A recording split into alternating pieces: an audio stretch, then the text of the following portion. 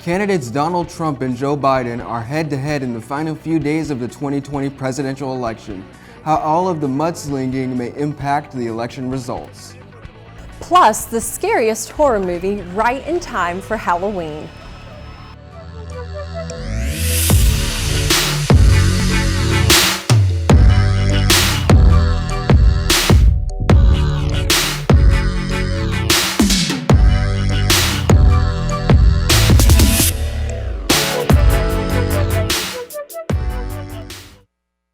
Welcome to Winthrop Close Up. I'm Gary Newsom. And I'm Lindsay Burrell.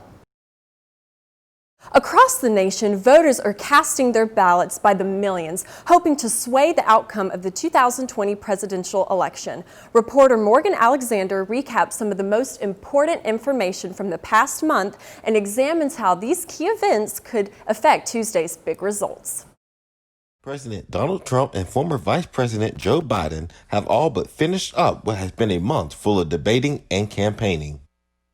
On November 3rd, we must finish the job and drain that very deep and very nasty swamp. Look, folks, everybody knows who Donald Trump is. Let's show them who we are. We choose hope over fear. Over the course of the campaign season, there have been personal attacks and insults from both sides. However, there were also some debate on the issue of coronavirus. We have a vaccine that's coming. It's ready. It's going to be announced within weeks, and it's going to be delivered. Is to wear a mask all the time. I would make sure we move in the direction of rapid testing, investing in rapid testing. I would make sure that we set up national standards as to how to open up schools and open up businesses so they can be safe. I was in the hospital. I had it, and I got better. Now they say I'm immune. Whether it's 4 months or a lifetime, nobody's been able to say that. We're about to go into a dark winter, and he has no clear plan. The candidates also discussed health care, which is crucial to millions of Americans, especially during the COVID-19 pandemic. Obamacare, come up with a brand new, beautiful health care. The Democrats will do it because there'll be tremendous pressure on them. And the Biden care proposal will, in fact, provide for that affordable health care, lower premiums. What we're going to do is going to cost some money. With the Black Lives Matter movement still prevalent around the world, race was another important topic for both candidates. Boys, stand back and stand by, but I'll tell you what, somebody's got to do something about Antifa and the left, because the fact of the matter is there is institutional racism in America. And we have always said, we've never lived up to it, that we hold these truths to be self-evident. All men and women are created equal. Well, guess what? We have never, ever lived up to it. I am the least racist person. I can't even see the audience because it's so dark, but I don't care who's in the audience. I'm the least racist person in this room.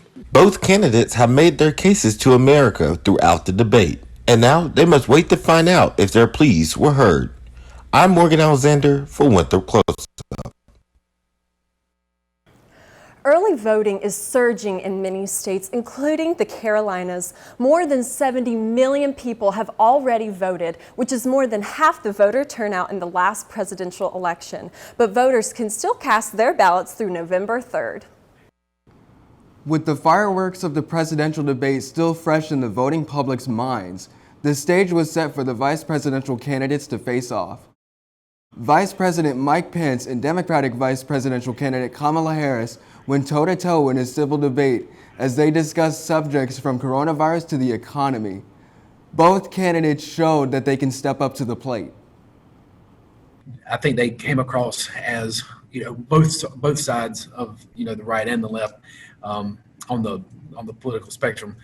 Both probably came away, and I could agree, trying to be a neutral observer, came away with both displaying at least the temperament and the knowledge needed to lead the country if they were called upon to do it. Precautions were taken to ensure the safety of both vice presidential candidates and the audience, which involved everyone wearing masks and plexiglass in between both candidates. Gary, did you know that Kamala Harris is actually the first African and Asian American woman to ever be on a presidential ballot? I did not, but I did know that her parents used to be activists, which makes this very personal for her, especially during these times. Speaking of these times, COVID-19 has changed the way politicians are running for office. Though political rallies and in-person events will always be a part of the process, experts say things could be changing. You got to get out and meet the voters. Even during COVID, people want to see you. Now, Biden's been doing, socially distanced events where he's masked and small crowds and so forth. Trump, on the other hand, who had COVID a couple of weeks ago, is going out with large groups of people who are sitting right next to each other and they're not wearing masks. Another big change, student voters are making their voices heard, and many are voting absentee. The 2020 presidential election has brought the largest number of absentee votes cast in South Carolina's history. Why wouldn't you go vote early?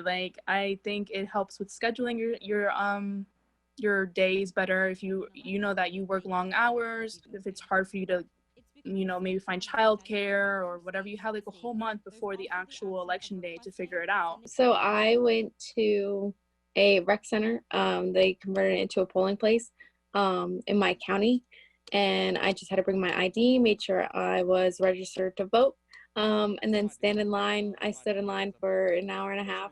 It makes it a little bit easier and cut down on lines on November 3rd.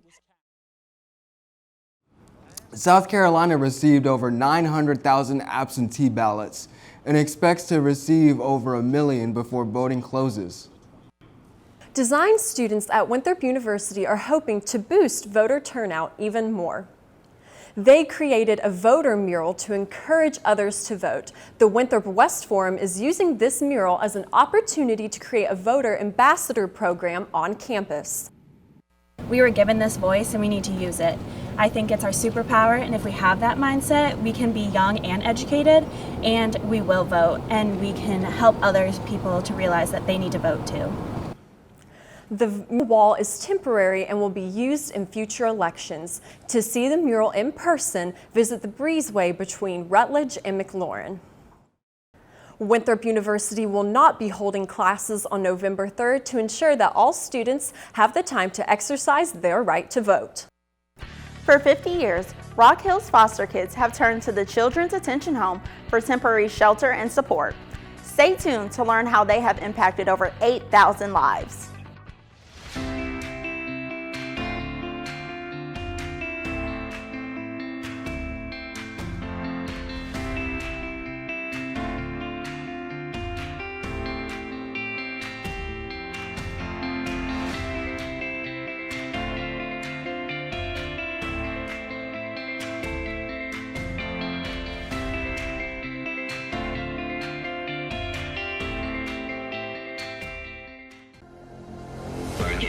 Make it, do it, makes us work it harder, make it better, do it faster, makes us stronger more than ever. Hour after hour, work is never over. Work it harder, make it better, do it faster, makes us stronger more than ever. Hour after hour, work is never over. Work it harder, make it better, do it faster, makes us stronger more than ever. Hour after hour, work is never over. Work it harder, make it better, do it faster. October is Breast Cancer Awareness Month to raise awareness about the disease.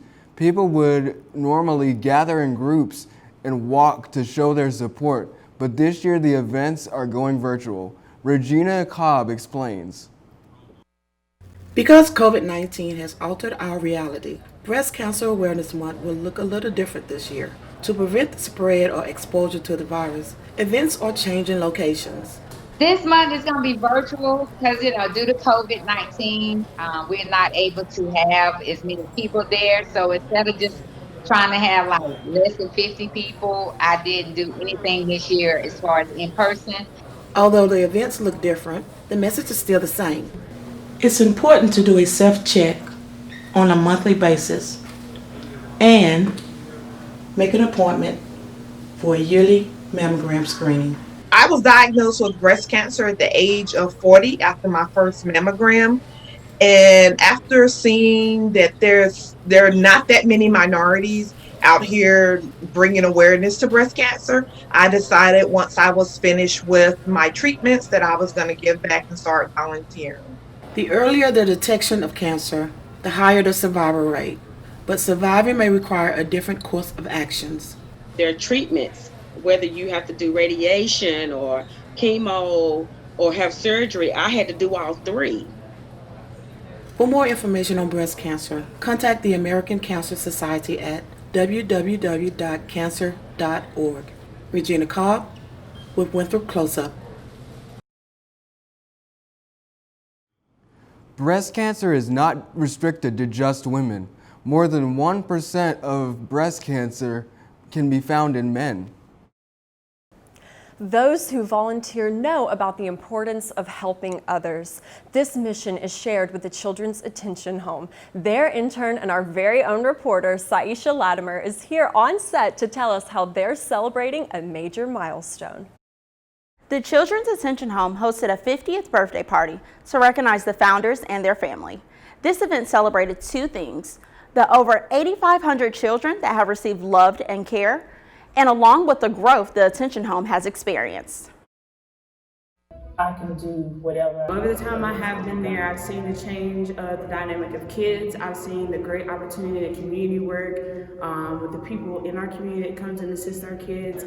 And it's an enjoyment to be around the kids. The kids have really taught me, has helped me in my own personal life with dealing with things, and I've seen how it affected them as well. Many helped make the event possible, like Katie Motzinger, My name is Katie Motzinger. Sharada Abraham, We have been a waymaker. and Emily Parrish, the executive director for the home, who was able to MC along with CN2's Lucas McFadden. The amount of man hours, the time and the money that goes into each and every child. More than 8,500 kids have been impacted over 50 years. That's unbelievable. And to meet the volunteers and the community members that roll up their sleeves day in and day out to help here at the Children's Attention Home, it's remarkable. And serving as MC, I got to play just a small part in that. Man, it's a great feeling. Even though the work of the Attention Home has been going on for 50 years, the members and volunteers need the support of the community to make sure the home is here for another 50 more. If you're looking for a horror film that will keep you at the edge of your seat, a scientific study shows that it has uncovered the scariest movie of all time.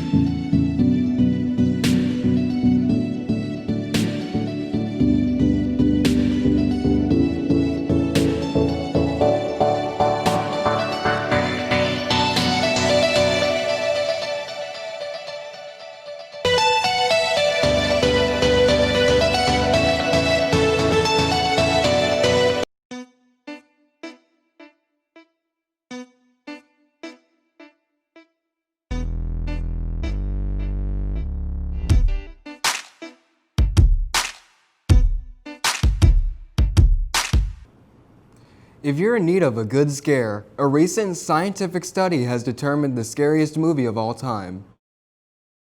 Researchers curated a list of horror films by looking at critic lists and social media recommendations.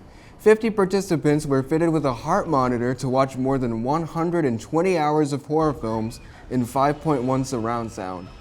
Out of 35 films measured, Sinister has the highest heart rate spike from the biggest jump scare, being 131 beats per minute.